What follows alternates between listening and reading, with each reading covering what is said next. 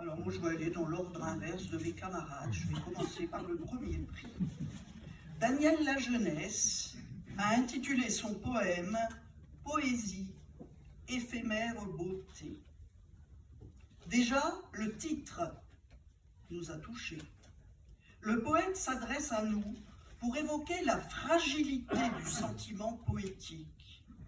Et il nous interroge. Avez-vous ressenti? Tout de suite, on se sent impliqué. Nous aussi, on voudrait comprendre cette chose qui ne s'explique pas, l'émotion que provoque un poème. Son sonnet est construit avec rigueur. Le premier quatrain pose la question. Pourquoi la poésie nous émeut-elle autant? Le deuxième quatrain détaille les effets de cette émotion. Le premier tercet souligne la cruauté de cet aspect éphémère. Et enfin, le dernier tercet conclut la réflexion de l'auteur par une jolie chute que vous entendrez dans quelques minutes, quand on lira le poème. Le vocabulaire est simple, mais bien choisi, pour mettre en évidence la fragilité de la poésie. Léger frisson, doux chuchotage.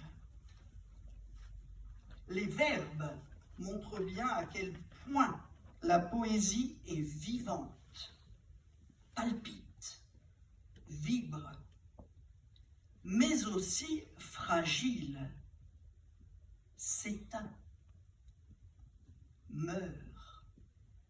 Le lecteur ressent fortement ces oppositions. Il se laisse embarquer par quelques jolies métaphores, et c'est avec grand plaisir que le jury a fait ce voyage et regrette qu'il soit déjà fini.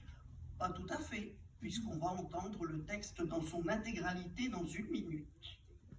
Le deuxième prix. Avez-vous ressenti comme un léger frisson quand le rêve s'invite au moment du partage? Tant la voix du poète, en un doux chuchotage, laisse ses mots d'amour se donner en moisson. Alors le cœur palpite et vibre à l'unisson de cette mélodie invitant au voyage, lorsqu'elle offre ses vers et creuse le sillage, entraînant le poème au fil de sa chanson.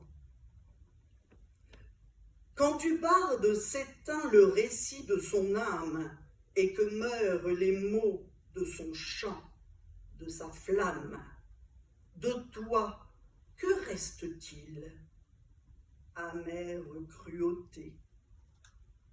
Le silence s'installe au bout de la lecture et tout s'oublie alors de la belle aventure.